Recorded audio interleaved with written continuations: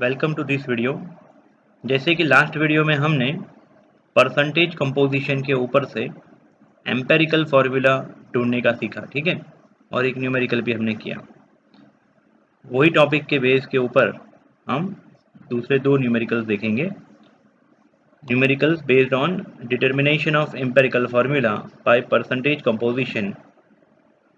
पहला क्वेश्चन है text book का एक्सरसाइज का 1.3 और सेम क्वेश्चन एक्सरसाइज का 1.8, 1.3 एंड 1.8 दोनों का क्वेश्चन सेम ही है। क्वेश्चन है, देखिए आप, determine the empirical formula of an oxide of iron in which 69.9% iron and 30.1% dioxygen present by mass. तो यहाँ पे 69.9% किसका, Fe का परसेंटेज कंपोजिशन दिया है और 30.1 मास परसेंट दिया है ऑक्सीजन का, ठीक है। Actually Fe plus O2 gives FeO भी हो सकता है, Fe2O3 भी हो सकता है, Fe3O4 भी हो सकता है। तो कौन सा आयरन का ऑक्साइड FeO है या Fe2O3 है या तो Fe3O4 है, वो हमें नहीं पता है, वही तो हमें ढूंढना है, ठीक है ना। तो सबसे पहले क्या करेंगे, स्टेप नंबर 1 हम फॉलो करेंगे। स्टेप 1 है to calculate the empirical formula. ये टेबल वाली मेथड हमने लास्ट वीडियो में देखी थी, ठीक है। सबसे पहले हम क्या कर लेंगे, टेबल में एलिमेंट्स, सबसे पहला column element Fe iron and oxygen O, percentage by mass जो क्वेश्चन में दिए है 69.9%, ऑक्सीजन के 30.1%। एटॉमिक मास, Fe का एटॉमिक मास है 56, ऑक्सीजन का एटॉमिक मास है 16, ठीक है। फिर क्या करना होता है बेटा, मोल ढूंढने होते हैं। ये जो परसेंटेज दिए है मास परसेंटेज, उसको हम मास अज्यूम कर लें। टोटल मास अगर 100 ग्राम है तो among 100 gram 69.9 gram Fe and 30.1 gram oxygen is present. तो हम क्या करेंगे, डिवीजन करेंगे 69.9 डिवाइड बाई 56, उसका डिवीजन आया 1.25 एंड 30.1 जो ऑक्सीजन के परसेंटेज है divide by atomic weight of oxygen 16, ये डिवीजन आया 1.88। अब ये जो डिवीजन मिले हमें, दो मोल मिले, उनमें से स्मॉलर नंबर कौन है बेटा, 1.25। तो जो स्मॉलर नंबर है उससे दोनों नंबर को डिवाइड करेंगे, मतलब 1.25 को भी 1.25 से और 1.88 को भी 1.25 से डिवाइड करेंगे। बोथ मोल्स को हमने 1.25 से डिवाइड किया, तो ये हो गया मोल रेशियो। ये मोल रेशियो में मिला 1 एंड 1.5। पिछले वीडियो में जो हमने न्यूमेरिकल किया था उनमें 2.001 समथिंग जो आया था नंबर, उसका होल नंबर हमने कर दिया था 2, समझ में आ रहा है। लेकिन यहाँ पे 1 एंड 1.5, अब ये 1.5 जो है बेटा वो 2 से भी थोड़ा दूर है और 1 से भी दूर है, मिडल में है।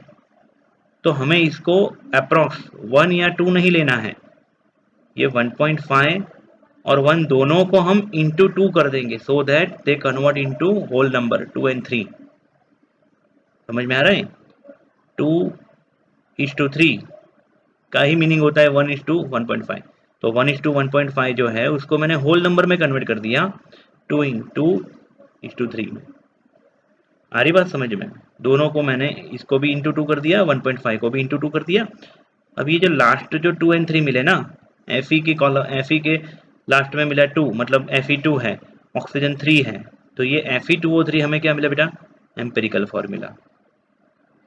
और एक्सरसाइज के ही 1.8 क्वेश्चन में यही डेटा दिया है, उसमें मॉलिक्यूलर फार्मूला ढूंढने को पूछा है, लेकिन उसमें ना ही मॉलिक्यूलर मास दिया है, कुछ भी नहीं दिया है। तो ये जो Fe2O3 मिला ना हमें, वही उसका होगा मॉलिक्यूलर फार्मूला बेटा, ठीक है। बहुत ही छोटा क्वेश्चन।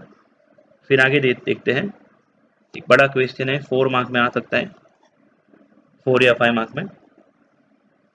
एक्सरसाइज का 1.34, welding fuel gas contain carbon and hydrogen only. Hydrocarbon fuel gas,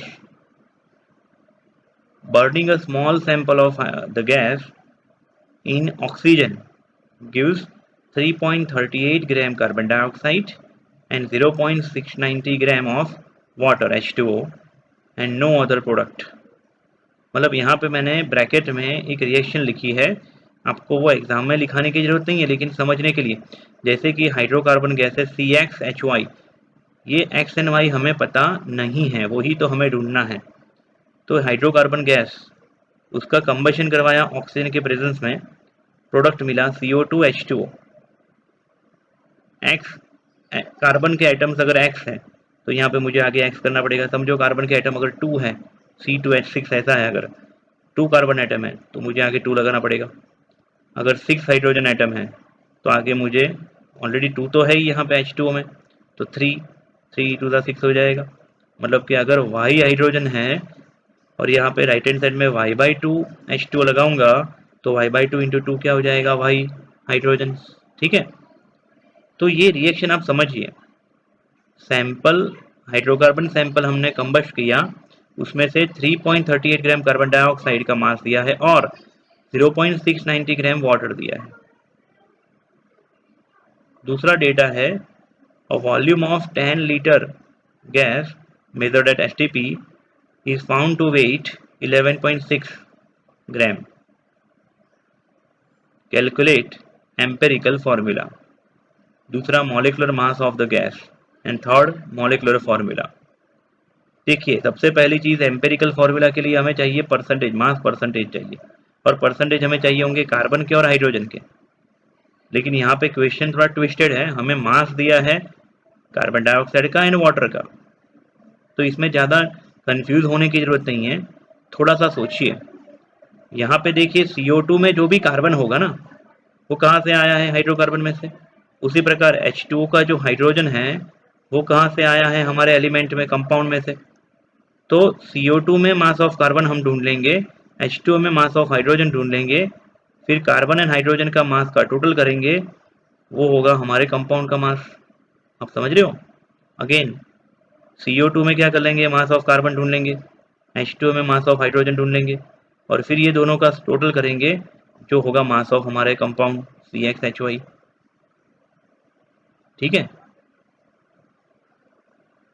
तो हमें इतना तो पता है कि कार्बन डाइऑक्साइड CO2 का मोलर मास है 44 ग्राम CO2 में कार्बन का आइटम 1 है, मतलब इन 44 ग्राम CO2 mass of carbon is equal to 12 gram. So in 3.38 gram CO2, because in our question 3.38 gram is given, carbon dioxide, 3.38 gram carbon dioxide is given. So in 44 gram carbon dioxide, mass of carbon is 12 gram. So in 3.38 gram CO2, mass of carbon is how much? तो क्या करेंगे बेटा, unitary method से हमने cross multiplication करके 3.38 into 12 divide by 44 multiplication और division किया, 0.9218 gram, that is mass of carbon in our compound. समझिए आप, ये मास ऑफ कार्बन मिला CO2 में, और जितना जितना कार्बन CO2 में होगा उतना ही कार्बन हमारे कंपाउंड में होगा। समझ में आ रहा है ना, conservation of mass, conservation of matter. फिर H2O का भी यहाँ पे डेटा दिया हुआ है। इन 18 ग्राम H2O, mass of hydrogen is 2 gram. 18 gram H2O में मास ऑफ हाइड्रोजन इज 2 ग्राम। तो इन 0.690 ग्राम H2O, जो हमारे क्वेश्चन में डेटा है 0.690 ग्राम वाटर मिलता है, तो इन 0.690 ग्राम H2O mass of hydrogen is how much? Again unitary method से क्रॉस मल्टीप्लिकेशन किया हमने, 0.690 into 2 divide by 18, multiplication division किया, आंसर मिलेगा 0.0767 ग्राम मास ऑफ हाइड्रोजन। अभी ये mass of carbon, mass of hydrogen जो हमें मिल गया ना, इनका टोटल करेंगे तो हमें मिलेगा मास ऑफ अवर कंपाउंड। पहले तो लॉजिक क्लियर करिएगा, सीधा रट्टा लगाने मत बैठ जाना, नहीं तो ये क्वेश्चन एग्जाम में सॉल्व नहीं कर पाओगे। लॉजिक क्लियर करिएगा कि हमने क्या किया, हम क्यों कर रहे हैं। पहले तो परसेंटेज हमें ढूंढने हैं, इसलिए ही हमने ये mass of carbon and mass of hydrogen निकाला। फिर क्या करेंगे बेटा, total mass of hydrocarbon gas is equal to mass of carbon 0.9218 plus mass of hydrogen 0.0767 gram, ये दोनों का समेशन किया 0.9985 ग्राम। परसेंटेज कंपोजिशन या तो मास परसेंट ऑफ कार्बन अगर हमें ढूंढना है, मास परसेंट ऑफ कार्बन, तो मास ऑफ कार्बन अपॉन टोटल मास, हमने क्या किया बेटा, मास of carbon upon total mass into 100। Carbon का मास है 0.9218, टोटल मास हमने ऊपर ढूंढा 0.9985 इंटू 100, ये कैलकुलेशन किया, परसेंटेज हमें मिलेगा 92.32% carbon. Mass percent of oxygen is equal to mass of oxygen upon total mass into 100। Mass of oxygen आगे ढूंढा हमने 0.0767 डिवाइड बाय 0.9985 इंटू 100। कैलकुलेशन करने से हमें परसेंटेज मिलेंगे 7.68% मास of oxygen. Mass of oxygen नहीं आएगा बेटा, ये मास ऑफ हाइड्रोजन आएगा, मास ऑफ हाइड्रोजन, ठीक है ना। यहाँ पे प्रिंटिंग मिस्टेक है, मास of hydrogen, mass of hydrogen आएगा। तो हमने कार्बन का मास ढूंढ लिया, हाइड्रोजन का मास ढूंढ लिया। अभी हम क्या करेंगे, उसको डेटा को एम्पेरिकल फॉर्मूला जो हमें ढूंढना होता है उसके लिए जो टेबल बनाने वाली मेथड थी उसमें हम डेटा अप्लाई करेंगे। कार्बन एंड दो हाइड्रोजन दो एलिमेंट है, कार्बन के परसेंटेज 92.32%, हाइड्रोजन के परसेंटेज 7.68, दोनों के एटॉमिक मास डिवाइड किया, कॉमन नंबर से आगे डिवाइड किया, मोल रेशियो होल नंबर में कन्वर्ट किया। ये मेथड अभी पहले मैंने डिस्कस करी। तो 1 carbon 1 hydrogen 1, the empirical formula is C1H1 या तो CH एम्पेरिकल फॉर्मूला। फिर दूसरा क्वेश्चन यहाँ पे है कैलकुलेशन ऑफ मॉलिक्यूलर मास। देखो मॉलिक्यूलर मास के लिए क्वेश्चन में डेटा ऑलरेडी दिया है कि 10 litre gas, 10 litre of this gas at STP weight 11.6 gram. मतलब कि ये जो हमारा हाइड्रोकार्बन गैस है उसका 10 लीटर अमाउंट, 10 लीटर वॉल्यूम का मास है 11.6 ग्राम। सो 22.4 लीटर गैस यानी कि 1 mole gas weight how much. Cross multiplication किया 25.9 समथिंग आ रहा है, 26 अप्रोक्स मैंने ले लिया। तो ये जो 26 ग्राम मास होगा ना वो 1 मोल गैस का मास होगा। और किसी भी चीज के 1 मोल का mass equal to gram molar mass या तो ग्राम एटॉमिक मास। आप समझ रहे हो, हमारे गैस के 1 मोल का मास कितना है 26 ग्राम, मीन्स इसका मोलर मास हो गया 26 ग्राम पर मोल। मोल कॉन्सेप्ट के दौरान ये समझा था। 1 mole mass, 1 mole substance contain mass equal to gram molecular mass. मतलब हमारा 22.4 लीटर यानी कि 1 मोल गैस का मास है 26 ग्राम। उसका एम्पेरिकल फॉर्मूला अभी हमने थोड़ी देर पहले ढूंढा CH, उसका एम्पेरिकल फॉर्मूला के ऊपर से formula mass is equal to 12 + 1 13।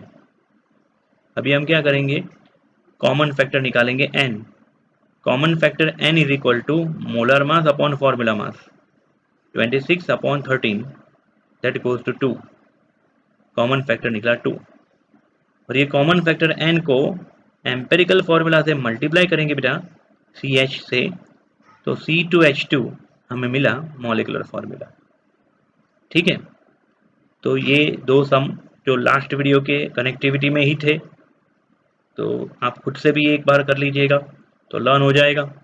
मिलते हैं बच्चों अगले वीडियो में।